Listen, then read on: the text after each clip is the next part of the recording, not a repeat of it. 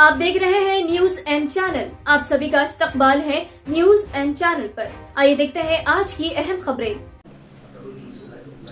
The reason of going to Supreme Court was that I had earlier filed a petition asking for a stay on the Citizen Amendment Act. And at that time, the Government of India's council stood up and said verbally that they are yet to frame rules. And so now there's no need for it. Now when the rules have been framed, there is an urgent need which I felt that we should go to the Supreme Court asking for a stay on the rules. Because if the government starts giving citizenship on the basis of this discriminatory law, then it will be very difficult to turn the clock back. And secondly, the whole country knows that in Assam a Supreme Court monitored NRC was done, wherein 19 lakh people names were not included. Now in that you have around about a million names of non-Muslims, wherein we feel that they can be accommodated under the new rules and the new law, and it will be discriminatory on the part of the government to exclude the Muslims. Second important point which we had mentioned, which is drafted by our lawyer Janab Nizam Pasha Sahib, is that the Supreme Court has held that any allurement to conversion of religion is also a crime. Now people who are not Muslims will be given citizenship. That in itself is an allurement on by the government that if you belong to this religion and you don't belong to Islam, then citizenship can be given to you. So these are the two important grounds which our lawyer Janab Nizam Pasha has mentioned, and we have asked. That is why we have gone to Supreme Court, hoping inshallah that the Supreme Court will take a favorable decision in our favor. And the timing of the notification also is something that would have a political impact, you think, on the forthcoming elections? Of course, the government had waited deliberately for 4 long years after passing this unconstitutional law with their brute majority in the parliament. And keeping in mind the Lok Sabha elections, the government took the decision a few days before the dates of the Lok Sabha general elections have to be announced. Sir आपने approach किया है supreme court को? तो हमने supreme court को पहले ही हमारा case supreme court में है। उस वक्त गवर्नमेंट ऑफ इंडिया के काउंसिल ने कहा था कि गवर्नमेंट ऑफ इंडिया ने अभी रूल्स नहीं बनाए हैं, तो इसलिए अभी इस पर कोई बहस करना बहुत जल्दी होगा। अब जबकि मोदी हुकूमत ने CAA के रूल्स बना दिए हैं, तो सुप्रीम कोर्ट जाना एक अर्जेंसी है, वक्त का अहम तकाजा है, क्योंकि अगर ये सरकार सिटीजनशिप देना शुरू कर दे एक अनकॉन्स्टिट्यूशनल लॉ पर जिसको एक रिलीजन के ऊपर बनाया गया है, तो इससे नुकसान हो सकता है। नुकसान ये है कि सुप्रीम कोर्ट मॉनिटर्ड एक NRC आसाम में हुआ जिसमें 19 लाख लोगों के नाम नहीं आए, उसमें से करीब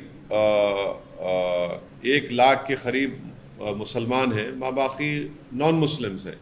अगर आप इस लॉ के उस रूल्स के तहत उन तमाम लोगों को दे देंगे सिटीजनशिप जिनका रिलीजन इस्लाम नहीं है, तो ये बड़ा ही नाइंसाफ़ी होगी उन लोगों के लिए, उन मुसलमानों के लिए जिनका नाम नहीं आया। दूसरा इम्पॉर्टेंट पॉइंट ये है कि सुप्रीम कोर्ट ने 1960s या 70s में एक जजमेंट में कहा था कि अगर कोई एल्योरमेंट आप देते हैं किसी को अपना रिलीजन बदलने के लिए, तो वो भी एक क्राइम है। अब ये सरकार ये कह रही है कि अगर आपका रिलीजन इस्लाम है या आप मुसलमान हैं तो आपको सिटीजनशिप नहीं दी जाएगी, अगर आपका रिलीजन इससे हटकर होगा तो हम दे देंगे। तो ये भी एक किस्म का एल्योरमेंट है। इसीलिए हम सुप्रीम कोर्ट के पास गए हैं और सुप्रीम कोर्ट से हमारे फाजिल वकील जनाब निज़ाम पाशा साहब हैं, और हमको उम्मीद है कि सुप्रीम कोर्ट इस पर देखेगा। अब देखेंगे सुप्रीम कोर्ट में क्या होता है। सर, आपने जैसे सीए जैसे लागू हुआ तो आपने कहा कि चुनावी फायदा लेने के लिए चुनाव जस्ट आने वाला है, उससे पहले क्या ये आप पे अप्लाई नहीं होता कि आप भी जो डॉक्यूमेंट आपने शो किया और सुप्रीम कोर्ट को अप्रोच हुए, आज अभी इस वक्त अनाउंसमेंट हो रहा है, चुनाव का ऐलान हो रहा है, उसके ठीक उसी दिन आप भी कर रहे हैं, तो क्या आप भी पॉलिटिक्स नहीं कर रहे? देखिए, मैं एक पॉलिटिशियन हूँ, मैं कोई फिलोसोफर नहीं हूँ, नंबर 1। दूसरी बात यह है कि यह कानून पास हुआ था 2019 में। रूलिंग पार्टी नरेंद्र मोदी प्रधानमंत्री की सरकार ने इसको पास किया, तो वो लोग इसको दबा के रखे अपने पास, अपने बगल में दबा के रखे, और जैसे ही उनको मालूम था कि 1 हफ्ते के अंदर election commission of India Lok Sabha के चुनाव की डेट्स अनाउंस करेगा, उन्होंने रात में ये रूल्स का ऐलान कर दिया। जब सरकार चुनाव को सामने रखकर फैसला ले रही है तो ये बहुत गलत बात है कि आप मुझसे सवाल कर रहे हैं कि मैं सुप्रीम कोर्ट क्यों जा रहा हूं। जब कोई रूल्स बनाती है सरकार तो मुझे सुप्रीम कोर्ट जाना पड़ेगा ना। मैंने तो उस कानून को लोकसभा में इस बिल को फाड़ा था, इस कॉन्स्टिट्यूशनल काला कानून कहा था, और इस बिल के जरिए, इस कानून के जरिए सरकार मुसलमानों को खास तौर से और गरीबों को स्टेटलेस बनाना चाहती है, और इस कानून को आपको एनआरसी एनपीआर से जोड़ के देखना है। तो सियासत तो नरेंद्र मोदी कर रहे हैं और इस तरह का कानून बनाकर। सर, एनसीआर और एनपीआर के साथ जोड़ हाँ। कर देखा जाए। आप झूठ फैला रहे हैं, आप राजनीति कर रहे हैं, आप डर पैदा कर रहे हैं। उनका कहना है कि जो आप बात बोल रहे हैं वो प्रोविजन सीए के जो नोटिफिकेशन है, जो गवर्नमेंट का नोटिफिकेशन, उसमें नहीं है। उनका आरोप है कि आप जानबूझकर राजनीतिक फायदे मैं एक ही बात कह दी अमित शाह और नरेंद्र मोदी। क्या अमित शाह ने पार्लियामेंट में मेरा नाम लेकर नहीं कहा था कि देश में एनआरसी एनपीआर भी होगा? आपके कई टीवी चैनलों पर अमित शाह ने कहा था कि क्रोनोलॉजी समझिए, एनपीआर एनआरसी होगा। क्या बीजेपी ये कह दे कि आसाम में जो 19 लाख लोगों के नाम सुप्रीम कोर्ट मॉनिटर्ड एनआरसी जो हुआ था, जिसमें 1600 करोड़ रुपए खर्चा किए गए और 50 लोगों ने सुसाइड कर लिया, उसमें हेमंत बिस्व शर्मा जो मुख्यमंत्री कह रहे हैं, वो कह चुके हैं कि जो नॉन मुस्लिम है उनको सिटीजनशिप मिल जाएगी। मुसलमान क्या करेगा? वो एक खौफ का माहौल पैदा कर रहे हैं, मैं नहीं कर रहा हूं। पहले तो सिटीजनशिप का कानून आप मजहब की बुनियाद पर क्यों बनाया? आपने बनाया इसको, गलती आपने की, जो राइट टू इक्वालिटी के खिलाफ है भारत के संविधान के, तो वो कर रहे हैं सब चीजें। इलेक्टोरल बॉन्ड्स के लेकर आप आवाज उठा रहे हैं, तो इस इलेक्शन में जिस प्रकार से इलेक्टोरल बॉन्ड्स का इशू उठा है, तो किसको फायदा होगा और किसको नुकसान होगा? जो अपने आप को खरीदार के सामने बेच दिए, जो बिक गए, जिन्होंने बड़ी बोली लाकर खरीद लिया, तो वो उनको फायदा हो रहा है ना भाई। 6000 करोड़ के इलेक्टोरल बॉन्ड्स नरेंद्र मोदी की पार्टी को मिले हैं, 1500 करोड़ के इलेक्टोरल बॉन्ड्स ममता बनर्जी की पार्टी को मिले हैं, और 1300 कितने सेकंड नंबर पर बीआरएस को मिले हैं 1300 करोड़, नहीं सॉरी कांग्रेस को मिले हैं 1300 करोड़, फिर 1100 करोड़ बीआरएस को मिले हैं, फिर आरजेडी को 70 करोड़, एआईएडीएमके डीएमके सब है। तो इस हम्माम में सब नंगे हैं। एमआईएम को भी मिले हैं क्या? नहीं मिले हैं ना भाई। अगर मिले होते तो फिर बी टीम का आपने हमको तमगा लगा दिया, इन तमाम पार्टियों ने मिलकर, इन तमाम ने हमको बी टीम बना दिया, और नरेंद्र मोदी ने कहा कि आतंकवादियों का साथ देता है। तो मैं ये सोच रहा हूं कि आप तमाम को साथ लेकर, क्योंकि 80% बॉन्ड हैदराबाद में बने, मैं ये सोच रहा हूं कि एक प्ले कार्ड लेकर इन तमाम कंपनी सामने जाकर खड़े हो जाऊं, पूछूं कि भाई मैंने क्या जुर्म किया था, आप मुझे क्यों नहीं दे रहे? हैदराबाद का तो मैं ही हूं, आप सबको दे रहे हैं। तो ये इलेक्टोरल बॉन्ड जो बनाया गया है, इसमें आपको इलेक्टोरल बॉन्ड तो ऐसा नहीं देता ना कि बाज लोग जो है ना क्या बोलते हिंदी का, पुण्यों का काम करते हैं, सदका करते हैं, उर्दू में बोलते, मैं मेरी अम्मा मर गई, मेरा बाप मर गया, मेरे दादा मर गए, चलो 100 लोगों को खाना खिला दो। तो ये लोग तो फ्री लंच नहीं दे रहे ना आपको। अगर कोई लॉटरी वाला 1200 करोड़ दे रहा है तो उसकी लॉटरी उठ गई, समझे आप, क्योंकि वो दिया है। अगर कोई फार्मेसी कंपनी वाले 550 करोड़ रुपए दिए हैं तो सबको दवा लगाएंगे। अगर कोई इंफ्रा कंपनी वाला 1800 करोड़ दे रहा है तो भाई वो तो और प्रोजेक्ट लेगा। फ्री लंच तो है ही नहीं ना कोई भी, इसीलिए सुप्रीम कोर्ट ने उसको अनकॉन्स्टिट्यूशनल करार दिया। सर, चुनाव से ठीक पहले क्या ये बात रहेगी, वोटर्स के दिमाग में ये बात रहेगी कि जैसे वोटर्स के दिमाग में बात डालना पड़ेगा कि भैया आपके पैसे आप ही से लेकर पॉलिटिकल पार्टीज को दिए जा रहे हैं और उसका उनको फायदा मिल रहा है, तो ना आपको नौकरी मिल रही है। देश का जो डेमोग्राफिक डिविडेंड है वो नौजवान है, युवा है, उनको नौकरी नहीं मिल रही है। हमारे पास इतना पैसा नहीं है कि हम अपनी आर्मी को मॉडर्नाइज कर सकें, और पैसा नहीं होने की एक वजह है जिसके लिए अग्निवीर लाना पड़ा। मगर पॉलिटिकल पार्टीज को पैसा आ रहा है, देश के लिए पैसा क्यों नहीं है? फिर आप देखते जाइए कि कितने काम रुके हुए हैं। तो इसके लिए यकीनन नौजवानों को, देश की जनता को समझाना पड़ेगा कि कैसे ये काम किया जा रहा है। सर, चुनाव से ठीक पहले जैसे चुनाव आज घोषित हो रहा है, बहुत सारी घटनाएं घट रही हैं। एक घटना आपके शहर हैदराबाद में कल शाम को घटी। पूर्व मुख्यमंत्री की बेटी को ईडी ने गिरफ्तार करके ईडी ले गई, और बीआरएस की तरफ से और पूर्व मंत्री केटीआर की तरफ से भी कई ऑब्जेक्शन किए गए। आपका क्या? नहीं, टीआरएस का वर्जन ये है कि उनका अरेस्ट गलत है और अभी कोर्ट में सुनवाई चल रही है, तो देखते हैं कोर्ट क्या फैसला करेगा। मेरी नेक तमन्नाएं उनके लीडर के साथ है। नहीं, जो ईडी का जो रुख देखा जा रहा है इंटायर इंडिया, तमाम विरोधी पार्टियां, जो बीजेपी की विरोधी पार्टियां या केंद्र सरकार का जो विरोध कर रही हैं, वो ये कह रही हैं कि ये सब जो सेंट्रल एजेंसी है ये फ्रंटल ऑर्गेनाइजेशन की तरह काम कर रही है बीजेपी की। आपका क्या कहना है? पूरा देश देख रहा है, मैं भी देख रहा हूं, आप भी देख रहे हैं, तो नई बात क्या है, हो रहा है ये। आप उनको चर्चा करके बुला रहे हाँ? हैं। Successive terms you have represented Hyderabad. Now the BJP has brought in a political debutant who is accusing that you did not allow the jobs to come to the youth of Hyderabad. You did not allow the development of Hyderabad. I would like you to react to that. Well, every party has to contest the election, and there is nothing surprising in what BJP is saying. The only shocking part is that Mr. Narendra Modi had promised that he will give 2 crore jobs a year. Has that been fulfilled?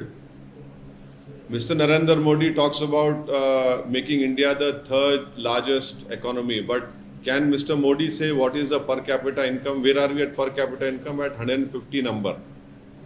So this is the important point. These are very important points. And thirdly, Mr. Narendra Modi's government has not been able to stop the PLA from occupying 2,000 square kilometers of our land. Out of 55 patrolling points, we have lost round about 15. This was said by the present SP of that area. So, and these are the inflation is an issue. Why is it that before elections petrol and diesel prices kind of decreased? Why didn't you decrease it, let us say, 3 months before, 4 months before? And it proves my point that this nation requires elections every 6 months. This nation does not require one nation, one election. This will make any government dictatorial, which they are, and it will violate federalism, which is part of the basic structure of our constitution. There's a political novice who is being now fielded by the BJP against you. How can I control it? You know, how can I pick and choose? No one can pick and choose their opponents. Whoever is a candidate, we have to contest against them. That's it. It's going to be the same for everyone. You have extended a hand of friendship to the Congress government here, to the Chief Minister here as well. Are you hoping that their help will also be required for you to fight this election in Hyderabad in terms of the kind of candidate that they put up here? As a candidate, I require help from everyone, including from you. You know, from people, every voter, I require help. Then only, any party or a candidate can win. How can I say that I will not take help from him or not take help from him? And why would I not welcome help from anyone? That means that the voters which are there, my primary importance is the Hyderabad voters, which hopefully I'll be contesting. So one cannot say, "Oh, I will not take that help," and everything has to be taken. Sir, कल आपने बयान दिया कि divisive forces के खिलाफ हमको काम करना पड़ेगा, मुख्यमंत्री के साथ आपने गले मिले हैं कल, और इस पर क्या कहेंगे सर? क्या नहीं, गले मिलना गुनाह है क्या? हरे रंग में सफेद भी जुड़ रहा है। हाँ, हरे रंग के ऊपर सफेद अरे भाई, तिरंगे में हरा भी है, सफेद भी है, सैफरन भी है। अरे नहीं, नेशनल फ्लैग में सब रंग है। आप लोग देख ही नहीं रहे नेशनल फ्लैग को। अच्छा, मेरे को हरे से क्यों जोड़ रहे आप? ये बोलिए आप। मैं तो सफेद शेरवानी पहना हुआ हूं, हरे से जोड़ना क्या मतलब है? मुसलमान है तो हरा ऊन। अरे भाई, ये अब ऐसा होगा तो क्या तरबूजा मेरा है, खरबूजा आपका है क्या? संतरा आप? कांग्रेस के साथ आप जो है अभी कांग्रेस के चीफ मिनिस्टर और कांग्रेस के रेवंत रेड्डी के साथ काफी शेयर देखिए, दोनों एक दूसरे की तारीफ कर रहे हैं। कहा यह जा रहा है कि पहले आपकी दोस्ती बीआरएस के साथ थी, अब कांग्रेस के साथ आपकी दोस्ती। देखिए, एक बात सुनिए, तेलंगाना को मजबूत करने के लिए, तेलंगाना में अमन को बरकरार रखने के लिए, तेलंगाना में फाशिस्ट और कम्युनल फोर्सेस को रोकने के लिए ये हमारी एक अखलाकी जिम्मेदारी है, नंबर 1। और हम पिछले 10 साल से भी करते आए, अभी भी हमको करना है। इसलिए हैदराबाद हो, तेलंगाना, वहाँ पर कम्युनल राइट्स ये सब चीज़ें नहीं हुई। दूसरी बात यह है कि मैं उनका शुक्रिया अदा किया कि उन्होंने आकर मेट्रो के जो एक लाइन बची हुई थी हैदराबाद पार्लियामेंट कॉन्स्टिट्यूंसी में, काम हो गया हैदराबाद पार्लियामेंट कॉन्स्टिट्यूंसी मेट्रो का, मगर एक लाइन जो बची हुई थी जुबली बस स्टैंड से फलकनुमा का, उन्होंने फाउंडेशन स्टोन डाला। और दूसरा, उन्होंने मिरालम के पास एक ब्रिज का भी उन्होंने मंजूरी दी। तीसरा, मेरे कॉन्स्टिट्यूंसी में रोड वाइडनिंग के लिए उन्होंने 200 करोड़ रुपए दिए, मैं उनका शुक्रिया अदा किया। तो इसमें बुरी बात क्या है? डेवलपमेंट होना चाहिए ना तेलंगाना में, हैदराबाद में, तो इसमें बुरा क्या है? देखिए, हाँ, हाथ के साथ आपका हाथ है। पहले आरोप लगता था कार की स्टीयरिंग आपके हाथ में। वो आप लोग बोलते थे, अब आप अमित शाह की जबान में बोल रहे हैं। मैंने आरोप तो चलते रहता है ना। इलेक्शन है, तेलंगाना की आवाम ने उनको सत्ता दी है तो हमको रिस्पेक्ट करना पड़ेगा, और हमको हैदराबाद को आगे लेके जाना है। तो मेरी कॉन्स्टिट्यूंसी में डेवलपमेंट के काम हो रहे हैं। सर, आप कह रहे हैं आप क्या कांग्रेस के साथ आप आगे बढ़ रहे हैं? कैसे समझे इसको? पहले आप बीआरएस के साथ आपकी दोस्ती का हाथ था। देखिए, Or is it about the bigger danger of BJP that you want to keep out so you can join hands?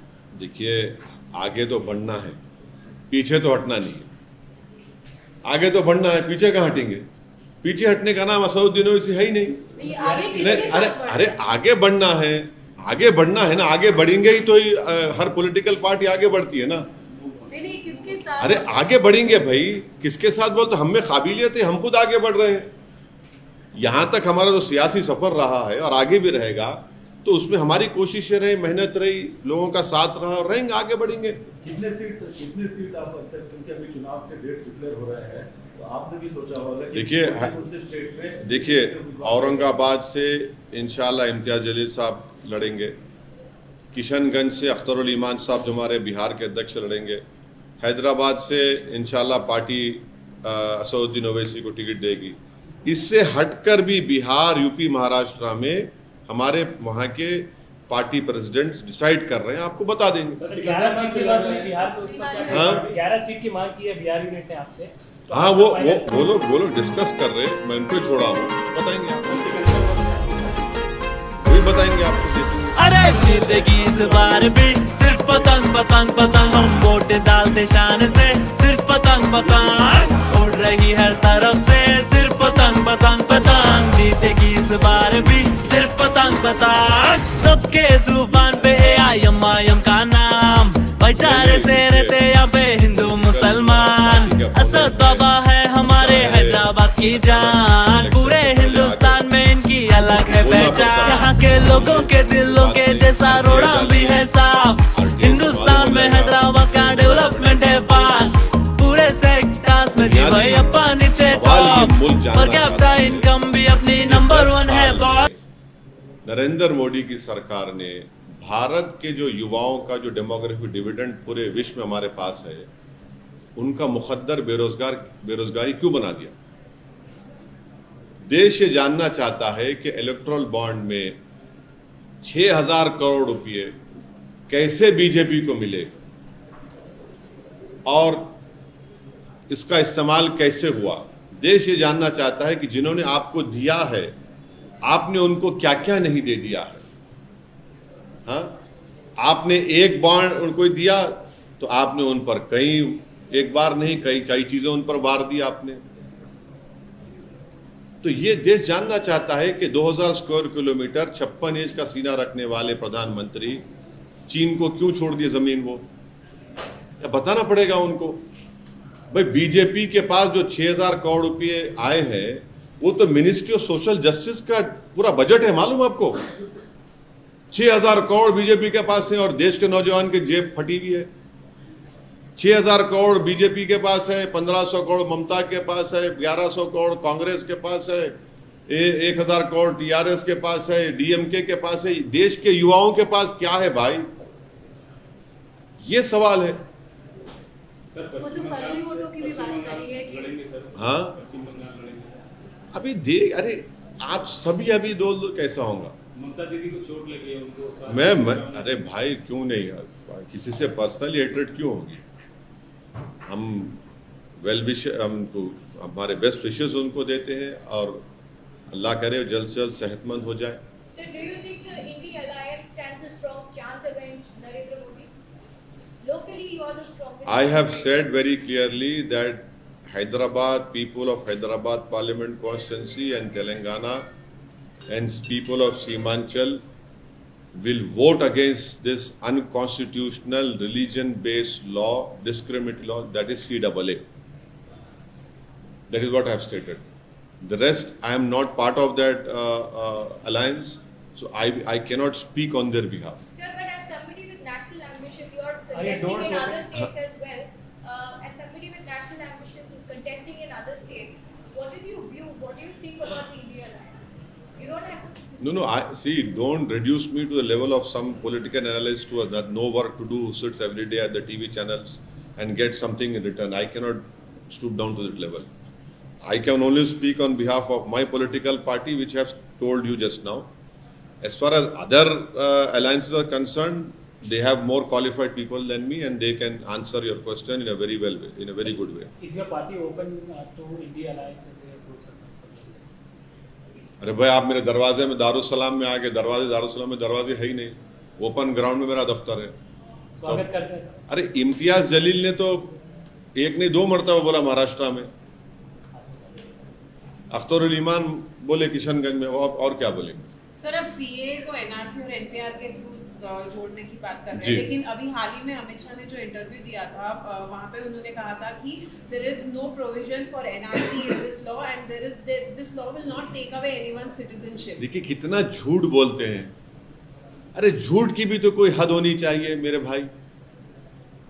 ये सिटीजनशिप एक्ट में बन रहा है ना, एनपीआर एनआरसी भी सिटीजनशिप एक्ट का है। आप रिलीजन के ऊपर सिटीजनशिप दे रहे तो रिलीजन के ऊपर छीन नहीं सकते क्या अमित शाह ने लोकसभा में मेरा नाम लेकर नहीं कहा था कि ओवैसी जी एनपीआर होगा, एनआरसी होगा? नंबर 1। हाँ, वो बोलते हैं कि इसका हिस्सा नहीं है। पार्लियामेंट में बोला गया, आपके टीवी चैनलों पर आकर वो बोले।